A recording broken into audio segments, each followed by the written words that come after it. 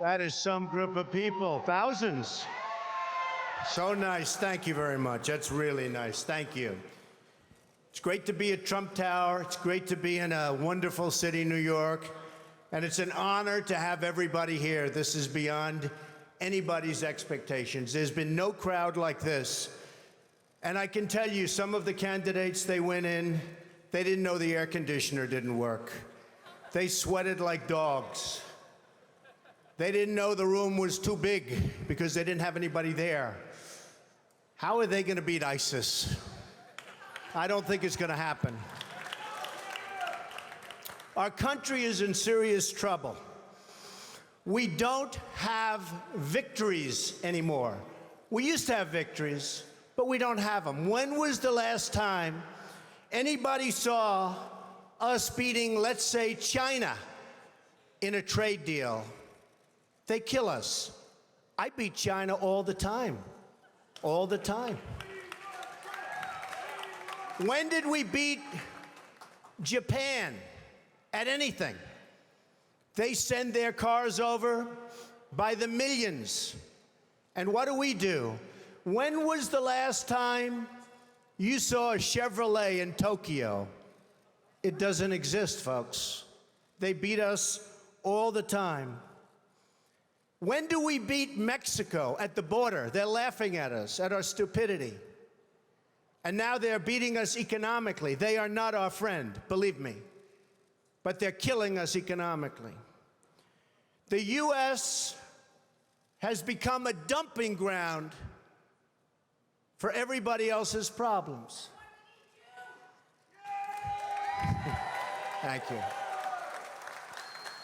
It's true. And these are the best and the finest. When Mexico sends its people, they're not sending their best. They're not sending you. They're not sending you. They're sending people that have lots of problems, and they're bringing those problems with us.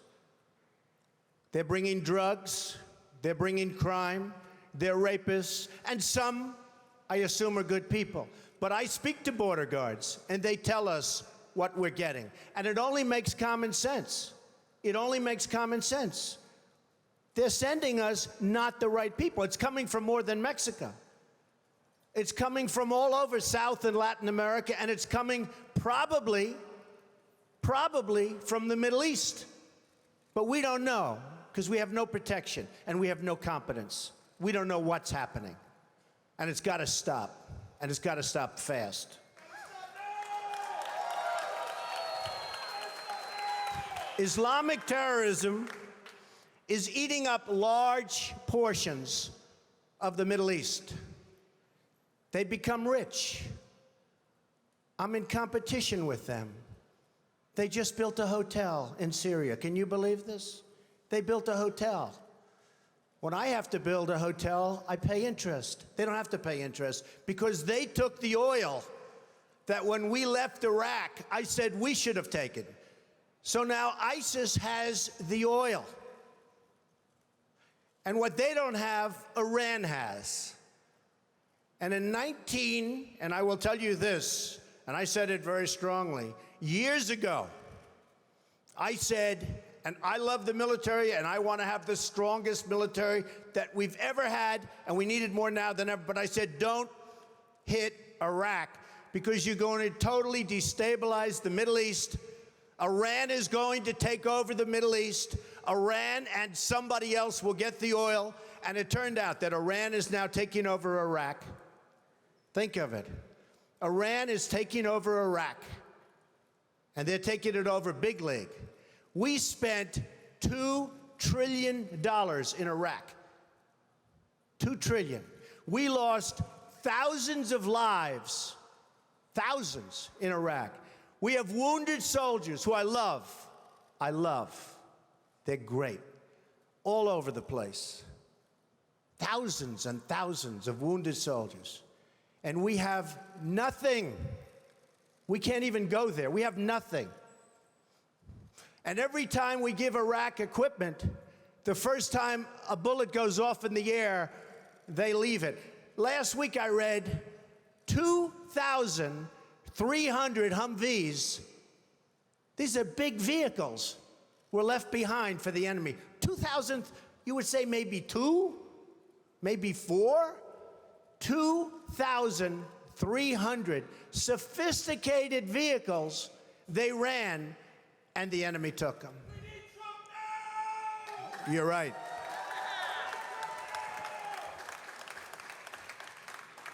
Last quarter, it was just announced, our gross domestic product, a sign of strength, right?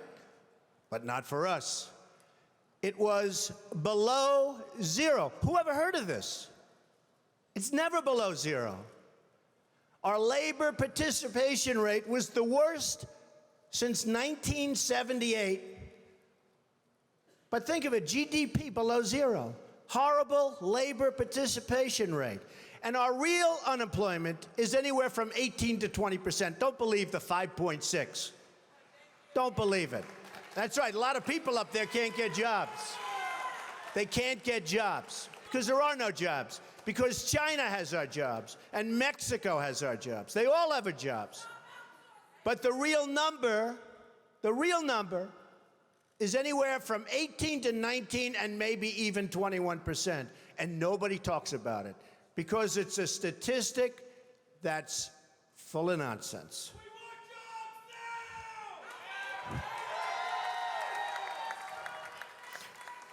Our enemies are getting stronger and stronger by the day, and we as a country are getting weaker.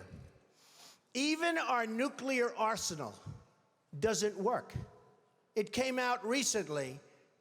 They have equipment that's 30 years old. They don't even know if it worked. And I thought it was horrible when it was broadcast on television, because boy, does that send signals to Putin and all of the other people that look at us and they say, that is a group of people, and that is a nation that truly has no clue. They don't know what they're doing. They don't know what they're doing. We have a disaster called the big lie, Obamacare. Obamacare. Yesterday it came out that costs are going for people up 29, 39, 49, and even 55%. And deductibles are through the roof. You have to get hit by a tractor, literally a tractor, to use it, because the deductibles are so high, it's virtually useless. It is a disaster. And remember the $5 billion website. $5 billion we spent on a website. And to this day, it doesn't work. A $5 billion website. I have so many websites. I have them all over the place. I hire people. They do a website. It costs me $3. $5 billion website.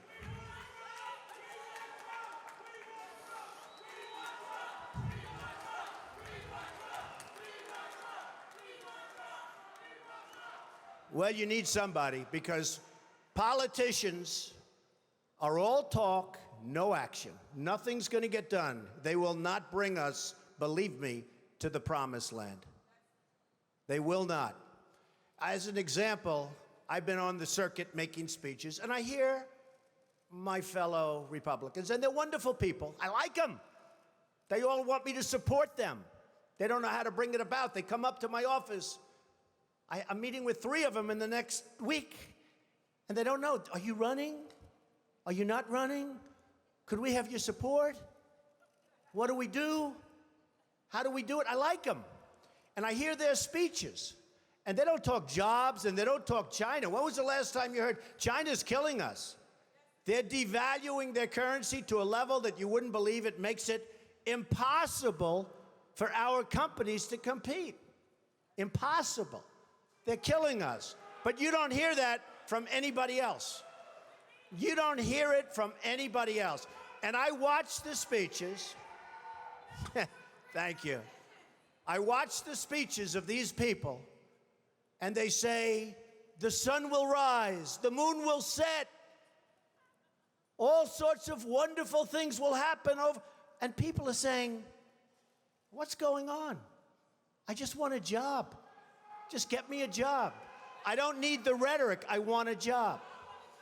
And that's what's happening. And it's going to get worse because remember, Obamacare really kicks in 2016. Obama is going to be out playing golf. He might even be on one of my courses. I would invite him. I actually would say. I have the best courses in the world, so I'd say, you know what, if he wants to, I have one right next to the White House, right on the Potomac. If he'd like to play, that's fine. In fact, I'd love him to leave early and play. That would be a very good thing. But Obamacare kicks in 2016. Really big league. It is going to be amazingly destructive. Doctors are quitting. I have a friend who's a doctor, and he said to me the other day, Donald, I never saw anything like it. I have more accountants than I have nurses. It's a disaster. My patients are beside themselves. They had a plan that was good. They have no plan now. We have to repeal Obamacare, and it can be replaced. And it can be replaced with something much better for everybody. Let it be for everybody, but much better and much less expensive for people and for the government. And we can do it.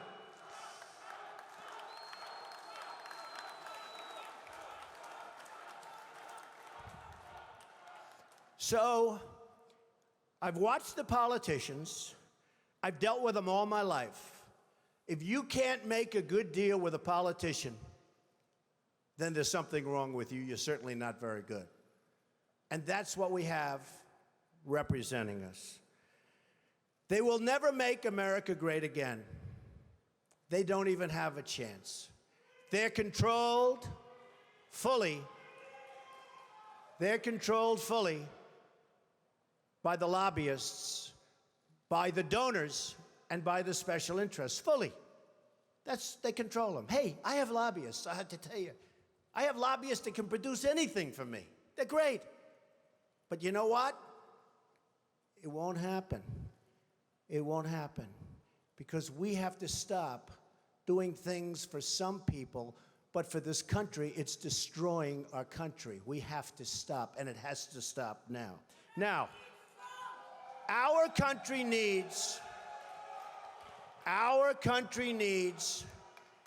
a truly great leader. And we need a truly great leader now. We need a leader that wrote The Art of the Deal. We need a leader that can bring back our jobs, can bring back our manufacturing, can bring back our military, can take care of our vets.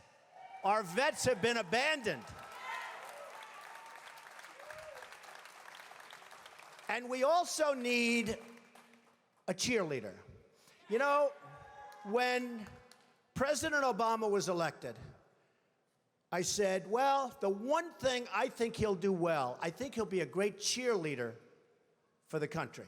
I think he'd be a great spirit. He was vibrant, he was young. I really thought that he would be a great cheerleader. He's not a leader, that's true. You're right about that. But he wasn't a cheerleader. He's actually a negative force. He's been a negative force. He wasn't a cheerleader. He was the opposite. We need somebody that can take the brand of the United States and make it great again. It's not great again. We need somebody. We need somebody that literally will take this country and make it great again. We can do that. And I will tell you, I love my life. I have a wonderful family. They're saying, Dad, you're going to do something that's going to be so tough. You know, all of my life I've heard that a truly successful person, a really, really successful person, and even modestly successful, cannot run for public office. Just can't happen. And yet that's the kind of mindset that you need to make this country great again. So ladies and gentlemen, I am officially running for President of the United States, and we are going to make our country great again.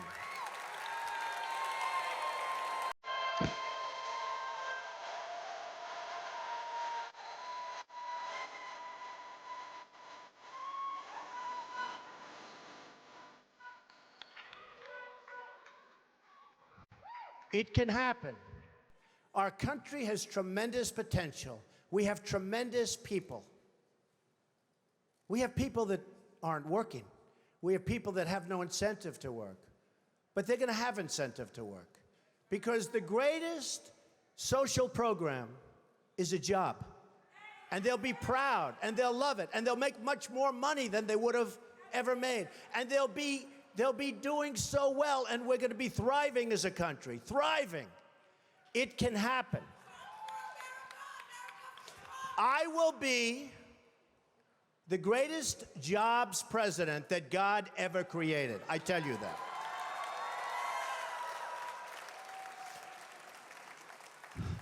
I'll bring back our jobs from China, from Mexico, from Japan, from so many places. I'll bring back our jobs, and I'll bring back our money. Right now, think of this. We owe China $1.3 trillion. We owe Japan more than that. So they come in, they take our jobs, they take our money, and then they loan us back the money, and we pay them in interest. And then the dollar goes up, so their deal's even better. How stupid are our leaders? How stupid are these politicians to allow this to happen? How stupid are they?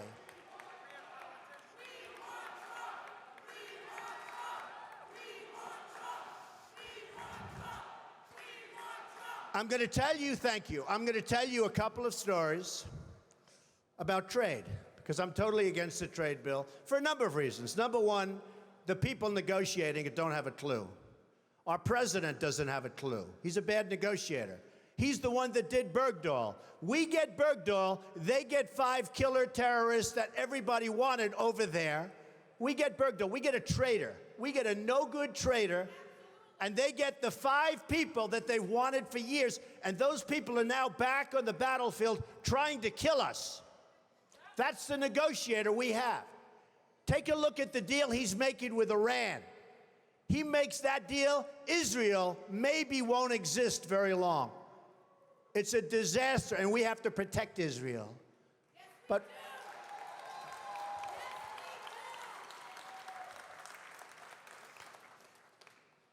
so we need people. I'm a free trader. But the problem with free trade is you need really talented people to negotiate for you.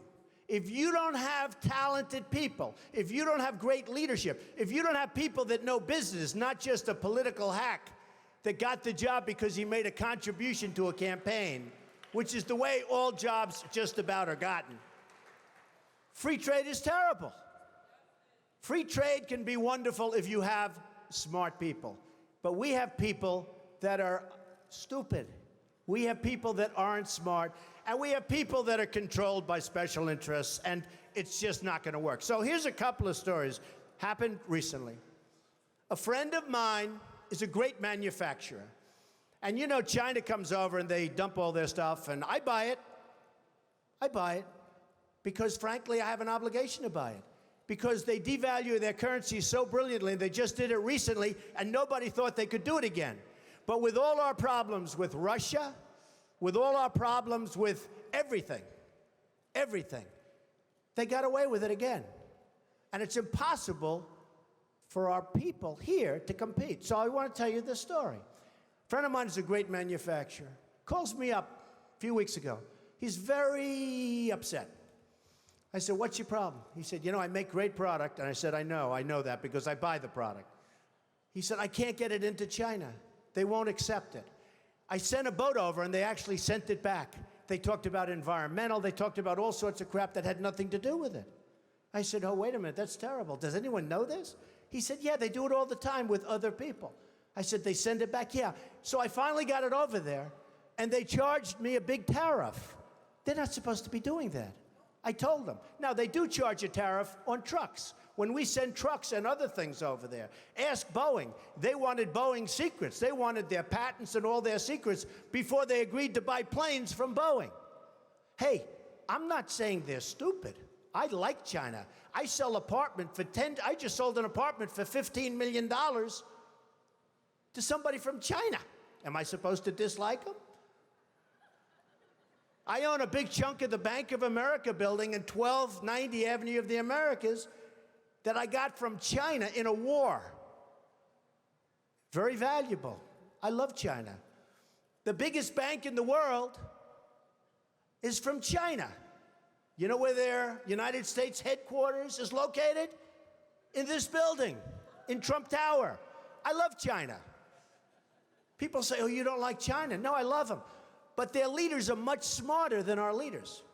And we can't sustain ourselves with that. There's too much. It's like take the New England Patriots and Tom Brady and have them play your high school football team. That's the difference between China's leaders and our leaders.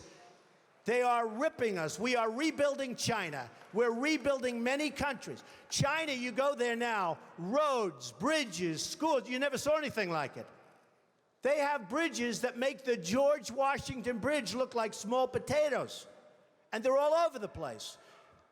We have all the cards, but we don't know how to use them. We don't even know that we have the cards because our leaders don't understand the game. We could turn off that spigot by charging them tax until they behave properly. Now they're going militarily. They're building a military island in the middle of the South China Sea, a military island. Now, our country could never do that because we'd have to get environmental clearance. And the environmentalists wouldn't let our country. We would never build an ocean. They built it in about 1 year, this massive military port. They're building up their military to a point that is very scary. You have a problem with ISIS, you have a bigger problem with China. And in my opinion, the new China, believe it or not, in terms of trade, is Mexico. So this man tells me about the manufacturing. I say, that's a terrible story. I hate to hear it. But I have another one, Ford. So Mexico takes a company, car company, that was going to build in Tennessee, rips it out. Everybody thought the deal was dead. Reported in the Wall Street Journal recently. Everybody thought it was a done deal. It's going in, and that's going to be it, going into Tennessee. Great state, great people. All of a sudden, at the last moment, this big car manufacturer, foreign, announces they're not going to Tennessee. They're going to spend their $1 billion in Mexico instead. Not good. Now Ford announces a few weeks ago that Ford is going to build a $2.5 billion car and truck and parts manufacturing plant in Mexico. $2.5 billion. It's going to be one of the largest in the world. Ford, good company. So I announced that I'm running for president. I would, one of the early things I would do, probably before I even got in, and I wouldn't even use, I know the smartest negotiators in the world. I know the good ones, I know the bad ones, I know the overrated ones. You got a lot of them that are overrated. They're not good, they think they are. They get good stories because the newspapers get buffaloed. But they're not good. But I know the best negotiators in the world, and I'd put them one for each country. Believe me, folks, we will do very, very well. Very, very well. But I wouldn't even waste my time with this one. I would call up the head of Ford, who I know, if I was president. I'd say, congratulations. I understand that you're building a nice $2.5 billion car factory in Mexico, and that you're going to take your cars and sell them to the United States, zero tax. Just flow them across the border. And you say to yourself, how does that help us, right? How does that help us? Where is that good? It's not. So I'd say, congratulations, that's the good news. Let me give you the bad news. Every car and every truck and every part manufactured in this plant that comes across the border, we're going to charge you a 35% tax. Okay? And that tax is going to be paid simultaneously with the transaction. And that's it. Now, here's what's going to happen. If it's not me in the position, it's one of these politicians that we're running against. You know, the 400 people that we're already against. And here's what's going to happen. They're not so stupid. They know it's not a good thing. And they may even be upset by it. But then they're going to get a call from their donors, or probably from the lobbyist for Ford, and say, you can't do that to Ford because Ford takes care of me and I take care of you, and you can't do that to Ford. And guess what? No problem. They're going to build in Mexico. They're going to take away thousands of jobs. It's very bad for us. So, under President Trump, here's what would happen. The head of Ford will call me back, I would say within an hour after I told him the bad news. But it could be he'd want to be cool, and he'll wait till the next day. You know, they want to be a little cool. And he'll say, please, please, please. He'll beg for a little while, and I'll say, no interest. Then he'll call all sorts of political people, and I'll say, sorry, fellas, no interest, because I don't need anybody's money. It's nice. I don't need anybody's money. I'm using my own money. I'm not using the lobbyists. I'm not using donors. I don't care. I'm really rich. I'll show you that in a second. And by the way, I'm not even saying that in a brag. That's the kind of mindset, that's the kind of thinking you need for this country. So, because we got to make the country rich, it sounds crass. Somebody said, oh, that's crass. It's not crass. We got 18 trillion in debt. We got nothing but problems. We got a military that needs equipment all over the place. We got nuclear weapons that are obsolete. We've got nothing. We got Social Security that's going to be destroyed if somebody like me doesn't bring money into the country. All these other people want to cut the hell out of it. I'm not going to cut it at all. I'm going to bring money in, and we're going to save it. But here's what's going to happen. After I'm called by 30 friends of mine who contributed to different campaigns, after I'm called by all of the special interests and by the donors and by the lobbyists, and they have zero chance at convincing me, zero. I'll get a call the next day from the head of Ford. He'll say, please reconsider. I'll say no. He'll say, Mr. President, we've decided to move the plant back to the United States. We're not going to build it in Mexico. That's it. They have no choice. They have no choice. There are hundreds of things like that. I'll give you another example. Saudi Arabia. They make $1 billion a day. $1 billion a day. I love the Saudis. Many are in this building. They make $1 billion a day. Whenever they have problems, we send over the ships. We're going to protect. What are we doing? They got nothing but money. If the right person asked them, they'd pay a fortune. They wouldn't be there except for us. And believe me, you look at the border with Yemen. You remember Obama a year ago. Yemen was a great victory. 2 weeks later, the place was blown up. Everybody got, and they kept our equipment. They always keep our equipment. We just said used equipment, right? They always keep our equipment. We ought to send some real junk, because frankly, we ought to send our surplus. We're always losing this gorgeous brand new stuff. But look at that border with Saudi Arabia. Do you really think that these people are interested in Yemen? Saudi Arabia, without us, is gone. They're gone. And I'm the one that made all of the right predictions about Iraq. You know, all of these politicians that I'm running against now, it's so nice to say I'm running as opposed to if I run, I'm running. But all of these politicians that I'm running against now, they're trying to disassociate. I mean, you looked at Bush, it took him 5 days to answer the question on Iraq. He couldn't answer the question, he didn't know. I said, is he intelligent? Then I looked at Rubio. He was unable to answer the question. Is Iraq a good thing or a bad thing? He didn't know. He couldn't answer the question. How are these people going to lead us? How are we going to go back and make it great again. We can't. They don't have a clue. They can't lead us. They can't. They can't even answer simple questions. It was terrible. But Saudi Arabia is in big, big trouble.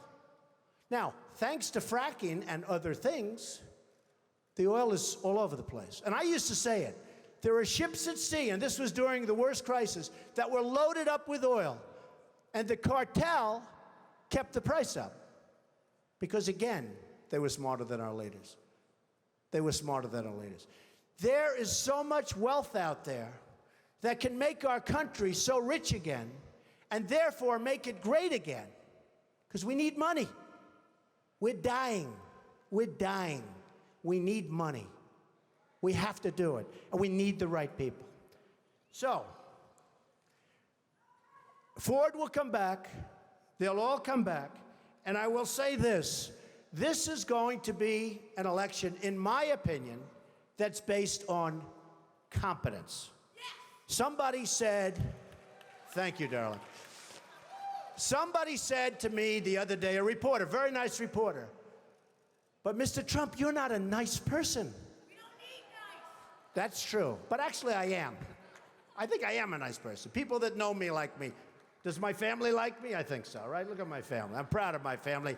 By the way, speaking of my family, Melania, Barron, Kai, Donnie, Don, Vanessa, Tiffany, Ivanka did a great job. Did she do a great job? Great. Jared, Laura, and Eric. I'm very proud of my family. They're a great family. So the reporter said to me the other day, but Mr. Trump, you're not a nice person. How can you get people to vote for you? I said, I don't know. I said, I think that, number one, I am a nice person. I give a lot of money away to charities and other things. I think I'm actually a very nice person. But I said, this is going to be an election that's based on competence.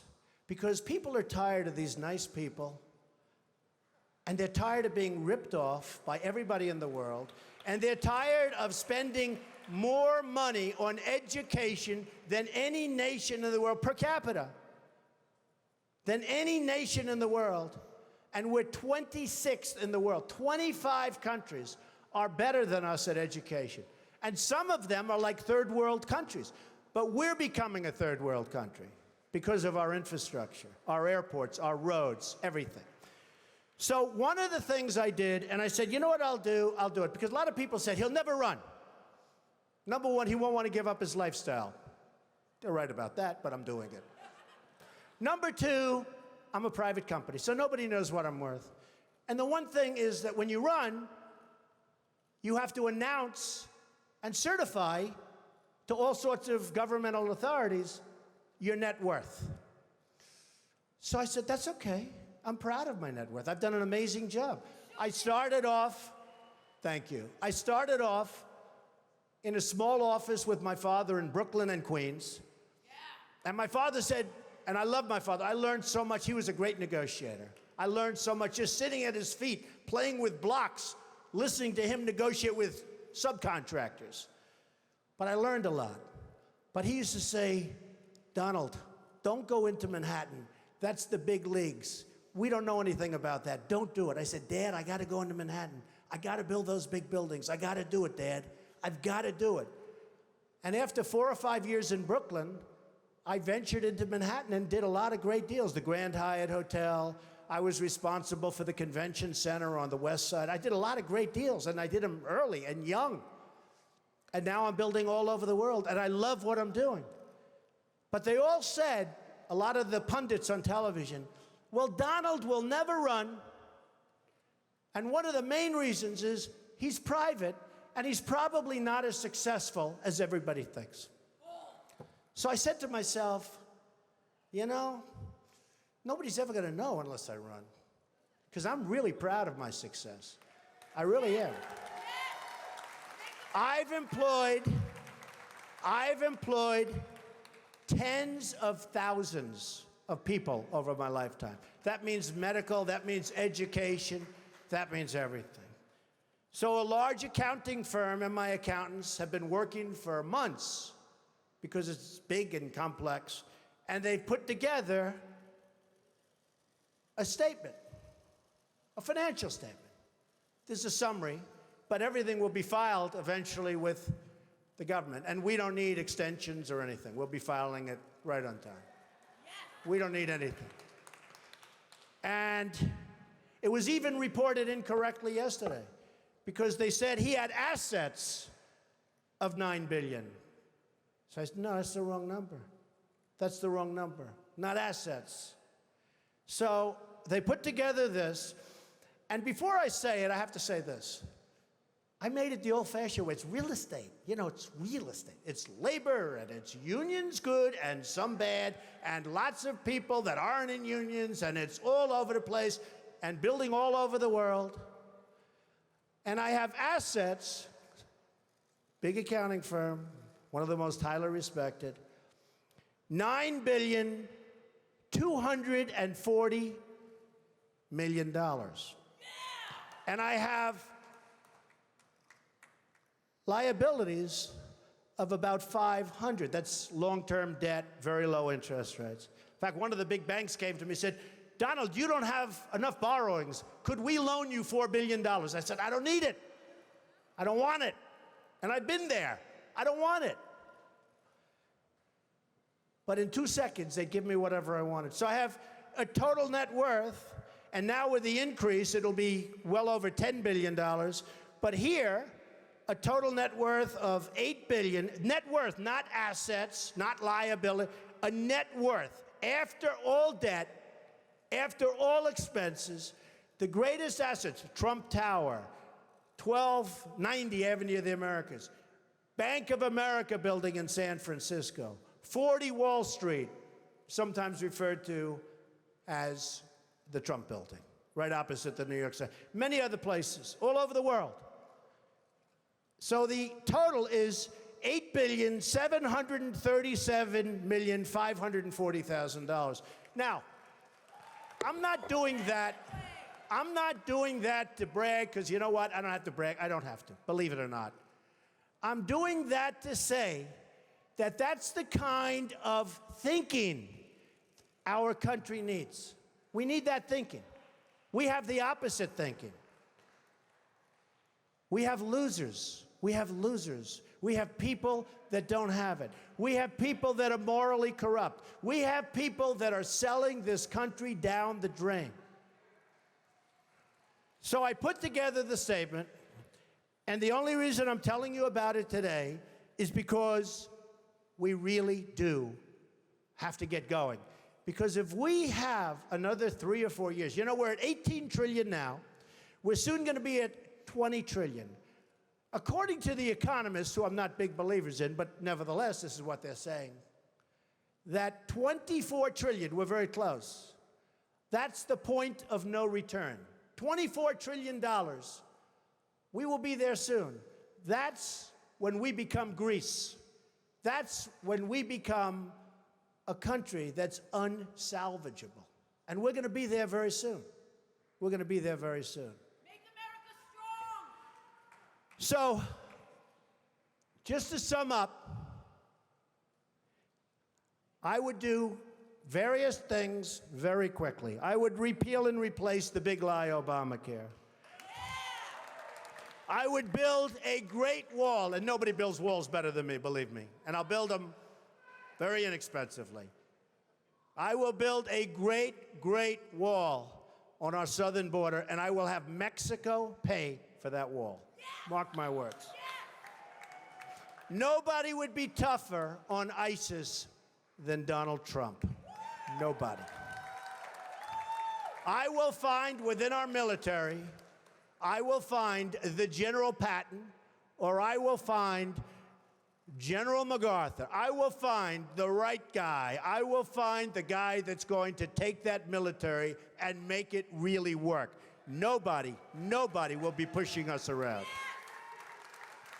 I will stop Iran from getting nuclear weapons, and we won't be using a man like Secretary Kerry that has absolutely no concept of negotiation, who's making a horrible and laughable deal, who's just being tapped along as they make weapons right now, and then goes into a bicycle race at 72 years old and falls and breaks his leg. I won't be doing that. And I promise I will never be in a bicycle race. That I can tell you. I will immediately terminate President Obama's illegal executive order on immigration. Immediately. Fully support and back up the Second Amendment. Now, it's very interesting. Today I heard it. Through stupidity, in a very, very hardcore prison, interestingly named Clinton, two vicious murderers, two vicious people escaped, and nobody knows where they are. And a woman was on television this morning, and she said, you know, Mr. Trump, and she was telling other people, and I actually called her, but she said, you know, Mr. Trump, I always was against guns. I didn't want guns. And now, since this happened, it's up in the prison area. My husband and I are finally in agreement because he wanted the guns. We now have a gun on every table. We're ready to start shooting. I said, very interesting. So protect the Second Amendment. End Common Core. Common Core it is a disaster. Bush is totally in favor of Common Core. I don't see how he can possibly get the nomination. He's weak on immigration. He's in favor of Common Core. How the hell can you vote for this guy? You just can't do it. We have to end. Education has to be local. Rebuild the country's infrastructure. Nobody can do that like me, believe me. It will be done on time, on budget, way below cost, way below what anyone ever thought. I look at these roads being built all over the country, and I say, I can build those things for 1/3. What they do is unbelievable. How bad? You know, we're building on Pennsylvania Avenue, the old post office. We're converting it into one of the world's great hotels. It's going to be the best hotel in Washington, D.C. We got it from the General Services Administration in Washington. The Obama administration, we got it. It was the most highly sought after, or one of them, but I think the most highly sought after project in the history of General Services. We got it. People were shocked. Trump got it. Well, I got it for two reasons. Number one, we're really good. Number two, we had a really good plan. And I'll add in the third, we had a great financial statement. Because the General Services, who are terrific people, by the way, and talented people, they wanted to do a great job. And they wanted to make sure it got built. So we have to rebuild our infrastructure, our bridges, our roadways, our airports. You come into LaGuardia Airport, it's like we're in a third world country. You look at the patches and the 40-year-old floor, they throw down asphalt, and you look at these airports, we are like a third world country. And I come in from China, and I come in from Qatar, and I come in from different places, and they have the most incredible airports in the world. You come back to this country, and you have LAX, disaster. You have all of these disastrous airports. We have to rebuild our infrastructure. Save Medicare, Medicaid, and Social Security without cuts. Have to do it. Get rid of the fraud, get rid of the waste and abuse, but save it. People have been paying in for years, and now many of these candidates want to cut it. You save it by making the United States, by making us rich again, by taking back all of the money that's being lost. Renegotiate our foreign trade deals. Reduce our $18 trillion in debt, because believe me, we're in a bubble. We have artificially low interest rates. We have a stock market that frankly has been good to me, but I still hate to see what's happening. We have a stock market that is so bloated. Be careful of a bubble, because what you've seen in the past might be small potatoes compared to what happens. So be very, very careful. And strengthen our military and take care of our vets. So, so important.